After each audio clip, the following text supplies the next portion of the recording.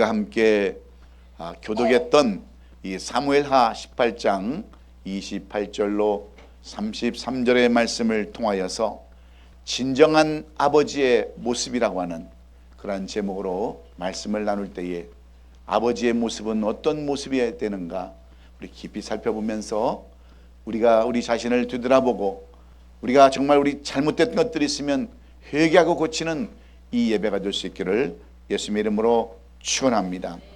오늘은 아버지의 날, Father's Day입니다. 이 아버지의 날을 맞이해서 하나님께서 주시고자 하시는 하나님의 놀라운 은혜를 우리 함께 나누기 원합니다. 아버지 날은 미국에서 처음으로 시작됐는데 1908년 7월 5일 저 웨스트 버지니아주 페어먼트에서 처음으로 이 아버지 행사가 열렸다고 합니다. 그해 전에 인근 모노공가라고 하는 광산에서 광부가 326명이 매몰되어서 다 죽었던 것을 그 옆에 있는 한 감리교에서 이것을 기념하기 위해서 처음으로 가졌던 행사가 이 아버지 날의 시초가 되었다고 하는 거예요. 가정을 위해서 먹여 살리기 위해서 그 힘든 노동을 하다가 광산에 매몰되어서 죽었던 아버지들을 위해서 이렇게 아버지의 날을 만들었다고 하는 거예요. 그래서 이 날은 미국이 처음을 시작해서 우리 아시아에서는 일본과 중국이 미국의 아버지 날을 본따서 그들이 6월 셋째 주에 이렇게 아버지의 날을 드리고 있습니다. 그런데 유독 우리 한국만 아버지 날이 없어요. 그냥 어머니 날에 아버지의 날을 살짝 얹혀가지고 그냥 대충 지나가 버리는 거예요. 그러니까 아버지가 권위가 없어요. 아버지들이 여자들이 하도 설치되니까 아버지가 갈 곳이 없단 말이에요. 그래서 아버지는 힘이 없어요. 모든 경제 다 누가 쥐고 있어요? 전부 다 여자들이 다 쥐고 있어가지고 아버지는 이사 갈 때 가장 먼저 뭘 챙기는 줄 아십니까? 개를 먼저 챙겨가지고 쫓겨날까봐 강아지를 제일 먼저 챙겨가지고 앞좌석에 앉는다고 하는 그런 유머도 있지 않습니까? 그래서 오늘 우리는 아버지에 대해서 점점 이렇게 잘 알아야 되는데 요즘 어떻습니까? 우리는 점점 아버지라는 존재가 없는 아버지의 부재의 시대에 우리가 지금 살아가고 있습니다. 가정에서도 그렇고 또 사회에서도 그렇고 심지어는 교회에서도 아버지의 역할이 흔들리고 있습니다. 그래서 기능적인 아버지는 있지만 사랑을 품어주는 진정한 아버지의 모습은 보기가 힘들어요. 진정한 아버지의 모습이 없습니다. 저도 마찬가지였어요. 저는 아버지에 대한 따뜻한 기억이 없는 사람 중에 한 사람입니다. 가족을 위해서 새벽같이 회사에 나가시면 저녁 시간에 한 번이나 두 번 볼까 말까 하는 그런 기억밖에 없어요. 아버지의 손을 붙잡고요 놀이동산에 가본 기억이 없습니다. 아버지의 손잡고 해수욕장이라고 하는 데를 가본 적이 없어요. 목욕탕에 가본 적이 없다니까요. 그러니 무슨 아버지에 대한 존경심과 아버지에 대한 경외심이 있었겠습니까? 진정한 아버지에 대한 모습이 무엇인지도 몰랐습니다. 그런데 제가 하나님을 믿고 하나님의 마음을 알았을 때 비로소 육신의 아버지에 대해서 알게 되었어요. 그래서 오늘 이 본문에 나온 압살롬처럼 아버지에 대한 경외심이 없어요. 그러면 상상하는 마음이 뭐냐면 아버지가 해준 게 뭔데? 아버지가 나에게 베풀어 준 게 뭔데? 이런 억가심밖에 없는 거예요. 그러다 보니까 아버지에 대한 존경심이 없었고 아버지에 대한 그러한 어떤 경외심이 없었던 내가 좀 더 이 성경을 먼저 알았더라면 아버지가 살아계실 때에 정말 아버지를 잘 섬기고 아버지를 잘 해드렸을 텐데 그런 아쉬움과 그런 후회밖에 남는 것이 없어요. 그래서 오늘 이 아버지 날에 저는 우리 하나님의 마음을 알기를 원하는 겁니다. 하나님은 어떠한 분이신가? 하나님을 통해서 우리 영적인 아버지를 통해서 육신의 아버지를 우리가 볼 수 있기 때문에 저는 오늘 이 말씀을 통해서 정말 하나님의 심정을 다시 한번 깨닫고 하나님의 마음을 다시 한번 헤아려보는 이 아침이 될 수 있기를 주의 이름으로 축원합니다. 그래서 영적인 눈이 열려야 육적인 눈도 열린다는 것을 저는 깨달았습니다.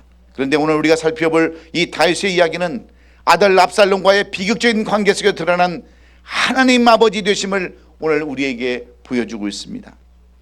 압살롬은 아버지 다윗에게 반응을 하고 주위 사람들을 모아서 전쟁을 일으키지만 결국 전사합니다. 이 소식을 들은 다윗은 통곡하며 이야기하지 않습니까? 말하지 않습니까? 내 아들 압살롬아, 내 아들 압살롬아, 차라리 내가 너를 대신하여 죽었더라면 하는 이 다윗의 울부짖음 속에서 우리는 단순한 아버지, 한 인간의 아버지가 아닌 하나님의 마음을 오늘 찾아봐야 될 줄로 믿습니다. 죄인된 한 인류를 향한 하나님의 마음, 즉 복음이 이 안에 담겨져 있기 때문에 그렇습니다. 옛날 경기고등학교를 몇 달 다니고 곧바로 서울대학에 들어간 천재 학생이 있었어요. 그는 학창 시절에 줄곧 항상 1등만 했고 월반에서 미국 유학을 다녀온 후에 마침내 그는 세계적인 천재 과학자가 되어서 문민정부 시절에 과학기술부 장관을 역임하게 되었습니다. 이 세상에서 그 어느 하나 부러울 것 없는 부와 명예와 지위를 얻었습니다.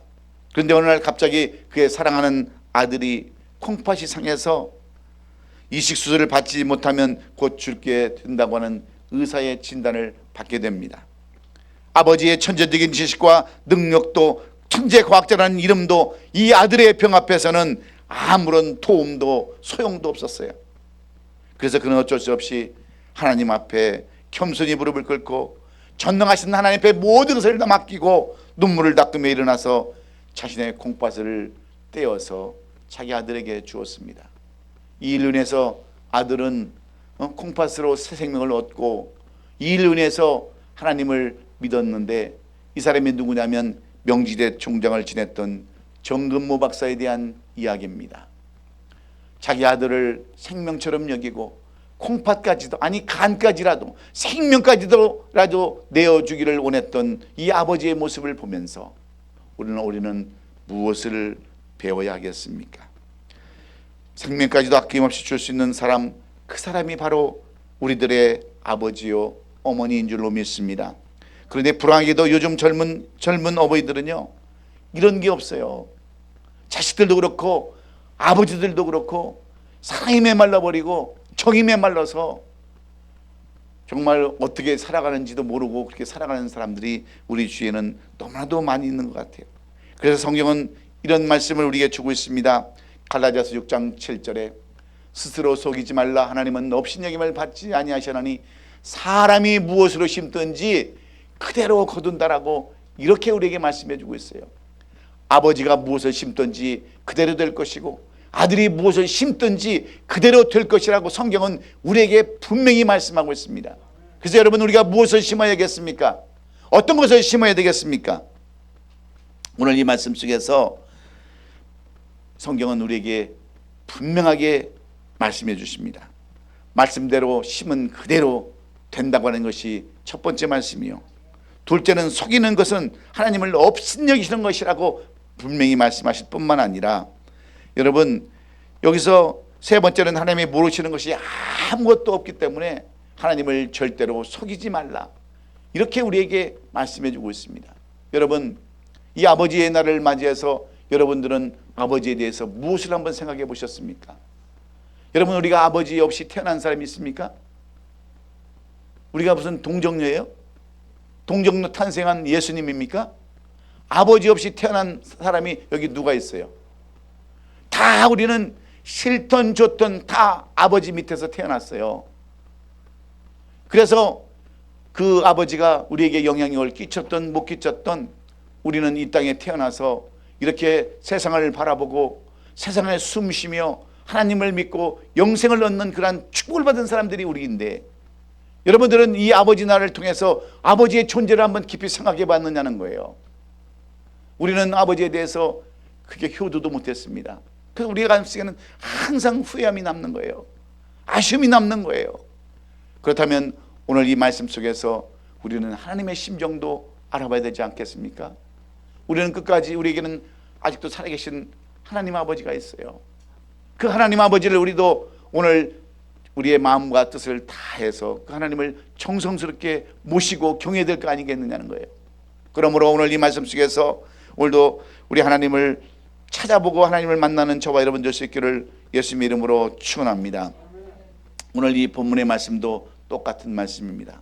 오늘 이 본문의 말씀은 사무엘하 13장부터 18장까지는 다윗의 그 가문의 큰 비극을 우리에게 샅샅이 보여주고 있습니다. 압살롬의 누이 다말이 이복 오빠인 그 암논에게 폭행을 당하고 성폭행을 당하고 그 일에 분노한 압살롬은 암논을 살해해버립니다. 그리고 멀리 도망했던 압살롬은 3년 만에 예루살렘으로 돌아오지만 다윗과는 화해하지 못했어요. 그리고 반역을 일으킵니다. 백성들의 마음을 훔친 압살롬은 아버지를 몰아내고 왕이 되려고 이렇게 수작을 꾸미는 거예요. 결국 전쟁이 일어나고 다윗의 군대는 압살롬의 군대를 무찔러서 그를 죽이게 됩니다. 본문은 바로 그 소식이 다윗에게 전해지는 장면을 그대로 보여주고 있는데, 누구보다도 왕으로서 기뻐해야 할 순간에 다윗은 아버지로서의 무너져버린 그 심정을 오늘 우리에게 그대로 소개하고 있는 것입니다. 그래서 오늘 본문은 다윗이 아들 압살롬의 이야기를 전하기도 하는 겁니다. 다윗에게는 많은 아들이 있었지만 제일 아끼고 사랑했던 그 아들이 바로 압살롬이었어요. 그런데 불행하게도 이 압살롬은 자기 아버지 다윗을 많이 증오합니다. 이복 동생 암논을 죽이고 도망가였던 압살롬은 아버지의 무능을 비판하는 거예요. 어떻게 아버지가 아이들을 교육했길래 배다른 동생이 배다른 동생을 강간하고 그렇게 할 수 있느냐는 거예요.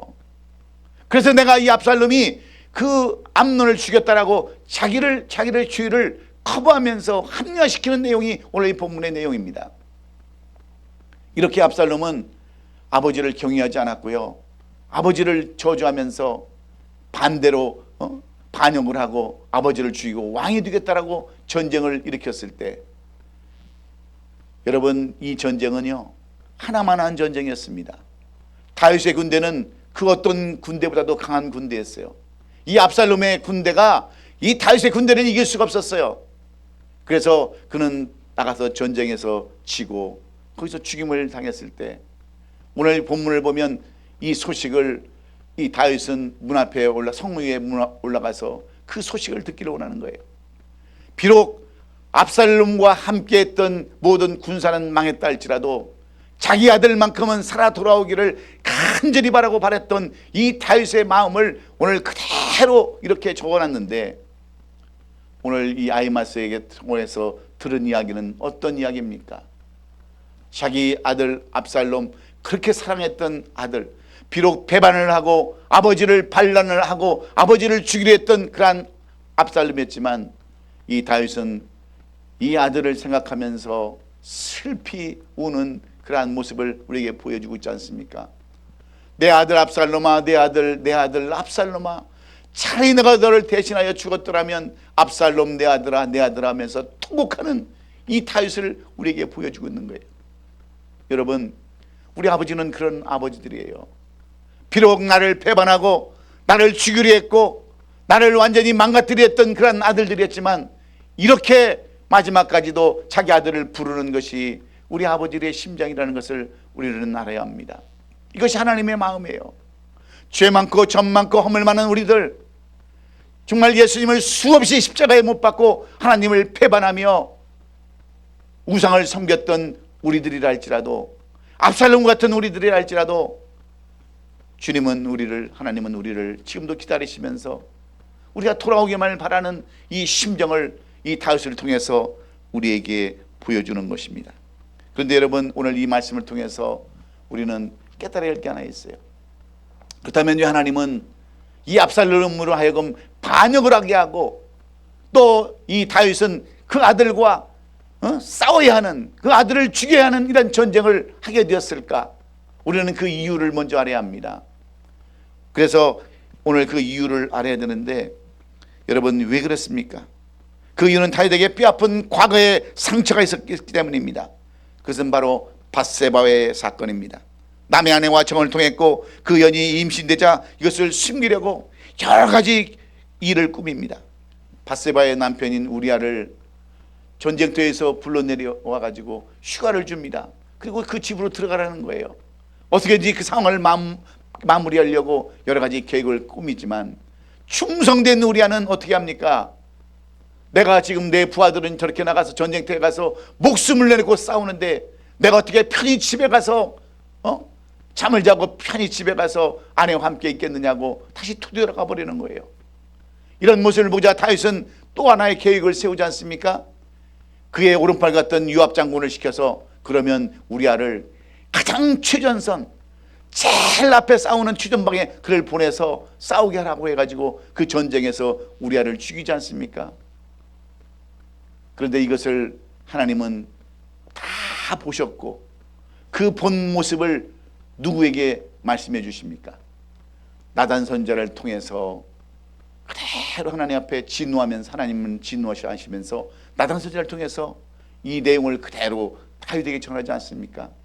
하나의 예를 들어서 어떤 부자가 9마리 양을 가지고 있는 부자가 그 집에 손님이 찾아왔는데 그 99마리 양을 놔두고 그 옆에 있는 그 양 한 마리를 키우는 가난한 집, 그 양을 자식처럼 그다음에 온 재산처럼 이렇게 키우고 있는 이 양 한 마리를 잡아다가 그 손님을 대접했다고 하는 이야기를 다윗에게 전해질 때 다윗이 노발대발합니다. 세상에 그런 나쁜 놈이 어디 있냐고, 그렇게 나쁜 놈이 세상에 어디 있냐고. 그러니까 나단 선지자가 다윗에게 뭐라고 얘기를 합니까?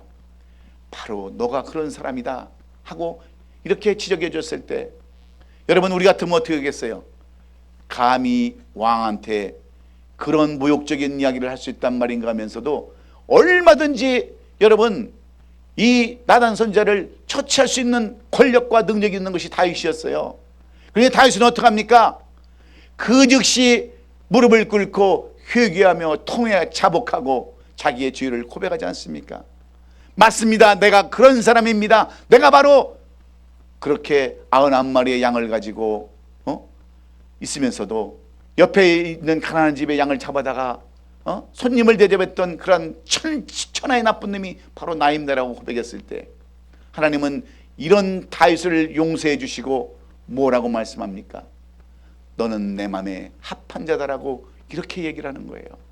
여러분 오늘 우리에게 중요한 사실은 하나님은 우리가 그 어떤 죄를 졌다 할지라도 그 어떤 악한 일을 행했다 할지라도 우리가 우리의 죄를 자백하고 회개하고 통이 자박하고 하나님 앞에 돌아오면 하나님은 그 모든 것을 다 용서하신다고 하시는 놀라운 사실을 깨닫는 저와 여러분 될 수 있기를 주의 이름으로 축원합니다. 이 세상에 죄 안 짓는 사람이 누가 있습니까? 이 세상에 가장 깨끗이 사는 사람이 누가 있어요?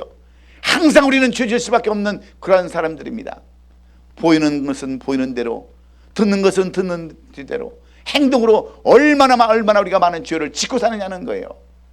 중요한 것은 우리가 우리의 죄를 깨닫고 하나님의 심정을 우리의 마음속에 담아서 회개하고 자복하고 통행하는 데 있는 줄로 믿습니다. 그렇습니다. 사랑하는 우리 성도 여러분, 우리가 이렇게 하나님 앞에 나와서 오늘도 예배를 드릴 때에 우리에게 하나님은 요구하는 것이 무엇입니까? 우리가 요구하는 게 뭐예요? 이 아버지의 날을 맞아서 아버지의 참된 그런 모습은 어떤 모습이냐는 거예요. 비록 다윗은 이렇게 남의 아내를 넘보고 큰 죄를 짓고 사람을 죽이는 일까지 했지만 다윗이 그래도 진정한 아버지의 모습을 보일 수 있었던 그 이유가 어디에 있느냐는 거예요. 이것을 우리가 오늘 봐야 되지 않습니까? 그래서 오늘 다윗을 통해서 이 압살롬을 통해서 우리가 하나님의 심정을 깨닫고 하나님의 마음을 헤아려 보는 이 아버지 날이 될 수 있기를 주의 이름으로 축원합니다. 그러면 어떤 사람이 진정한 아버지의 모습일까요? 어떻게 해야 우리가 진정한 아버지의 모습으로 살아갈 수 있을까요? 첫째는 선지자의 말씀을 듣고 회개를 심어야 하는 것입니다. 본문에 보면 나단 선지자가 다윗을 찾아와서 조용하게 이야기합니다. 아까도 얘기했지만 어느 사람이 양 99마리가 있는데 양 한 마리 있는 것을 뺏어갔다고 이야기하잖아요. 그런 놈은 당장 죽여야 한다고 소리쳤던 이 다윗이 나단 선지자의 지적에 바로 무릎을 꿇고 엎드려서 회개하는 그런 삶. 그랬을 때 하나님은 이 다윗에게 뭐라고 말씀하는 줄 아십니까? 여호와께서도 당신의 죄를 사하셨나이다. 당신이 죽지 아니하리라고 이렇게 선포하시는 거예요. 이 말씀은 당신이 회개를 했기 때문에 전쟁에서 이기게 하신다, 그런 말과 똑같습니다. 여러분, 만약에 압살롬의 반란이 성공했다면 다윗은 여러분 자기 아들 손에 죽어야 할 그러한 형편인 거예요. 그런데 하나님은 이렇게 회개하는 삶을 살아가는 다윗에게 역전을 시켜서 이 압살롬의 군대를 다 물리치고 압살롬까지 다 이렇게 죽이는 그러한 역사들을 보여주시는 거예요. 하나님께서 우리에게 필요한 것이 뭔지 아십니까? 여러분, 회개하고 돌아오라는 거예요.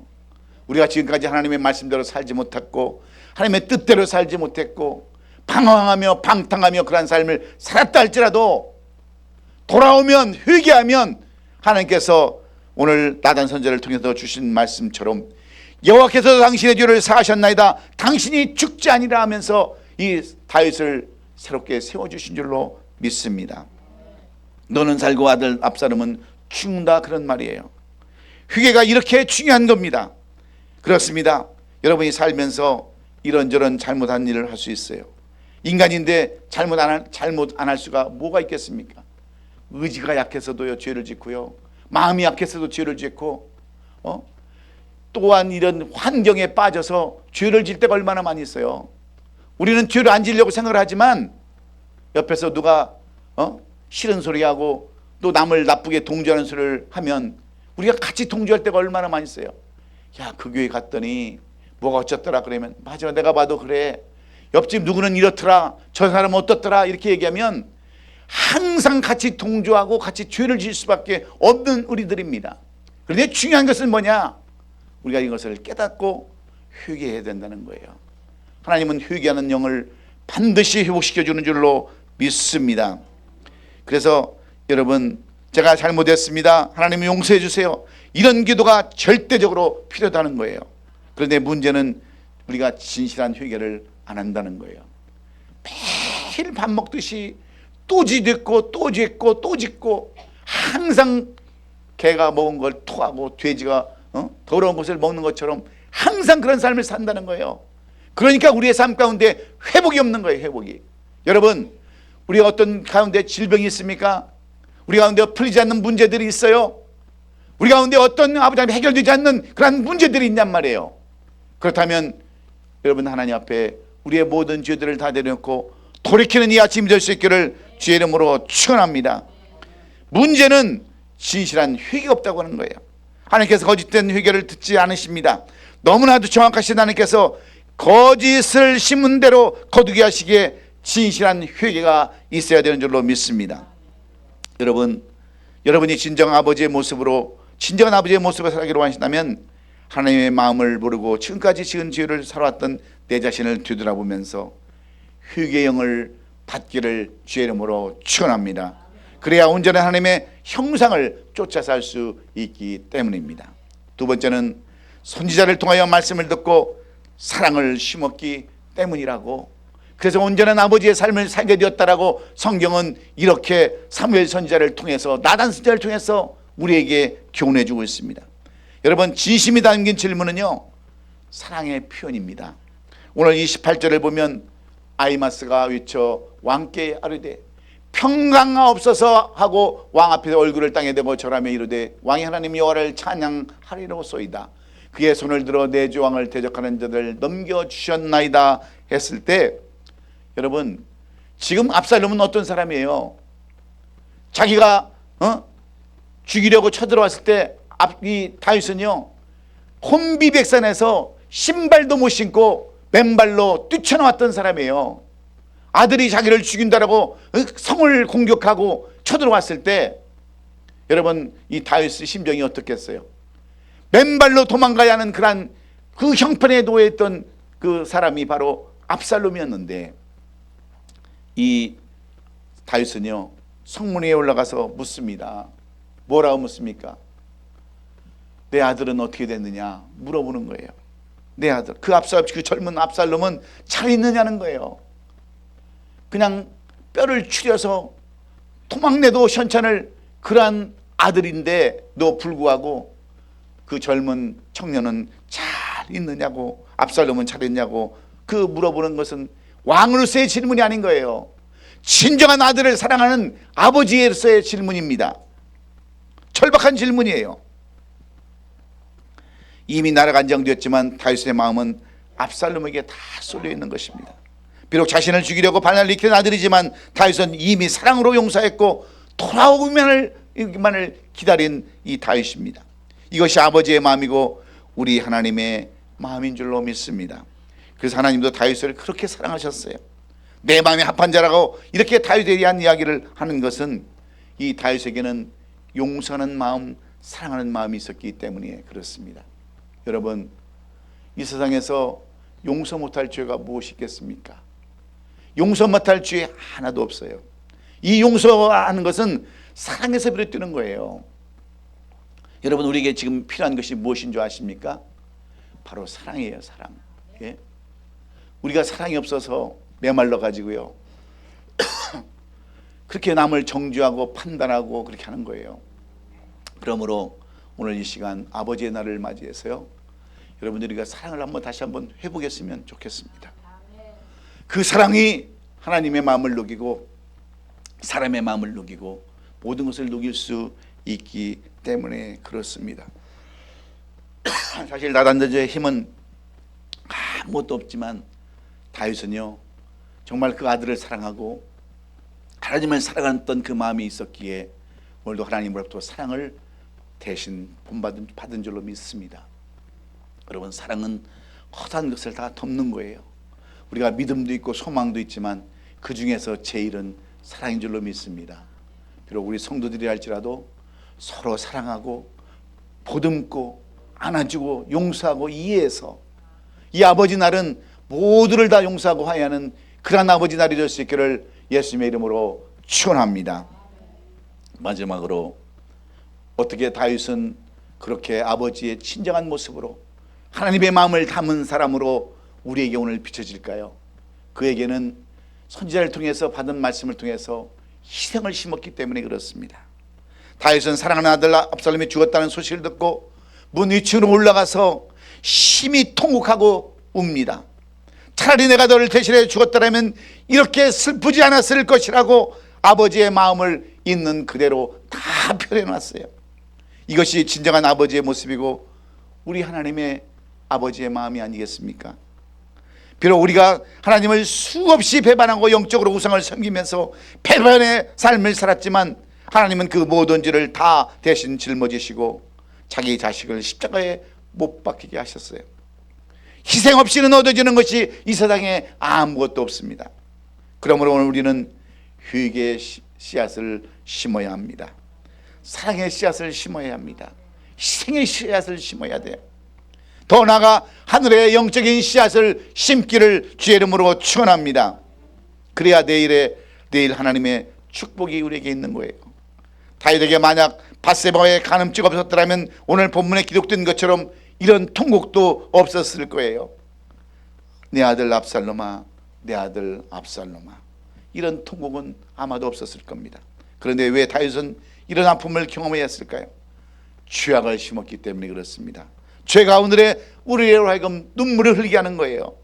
가정의 풍파를 일으킵니다. 나라를 어렵게 만들어요. 우리를 지옥 가게 만드는 것이 죄악입니다.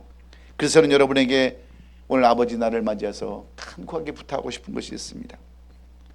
죄악을 심은 결과로 아들이 죽는 지금에서 내 아들 압살롬아, 내 아들 압살롬아, 이 모든 것은 나 때문이라고 통곡하는 그런 다윗이 되지 않기를 간절히 원한다는 거예요.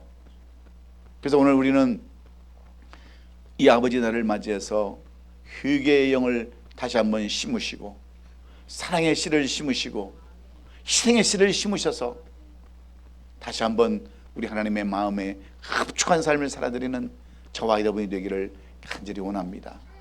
아버지는 우리에게 육신으로 오신 아버지는요, 영적인 하나님을 보게 하시는 거예요.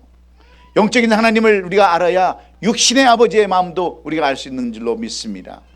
그래서 오늘 이 다윗을 통해서 압살롬을 통해서 주시는 진정한 아버지의 모습이 무엇인가, 어떻게 해야 우리가 다시 한번 이 모습으로 회복할 수 있는가 깊이 깨달으시고 이 한 주간만큼은 우리 아버지들에게도 효도하고 아버지들을 다시 한번 생각하며 돌아가신 아버지를 추모하며 내가 이렇게 이제는 살겠다라고 다짐하면서 이 한 주간 보내는 우리 모든 성도들 다 될 수 있기를 예수님의 이름으로 축원합니다.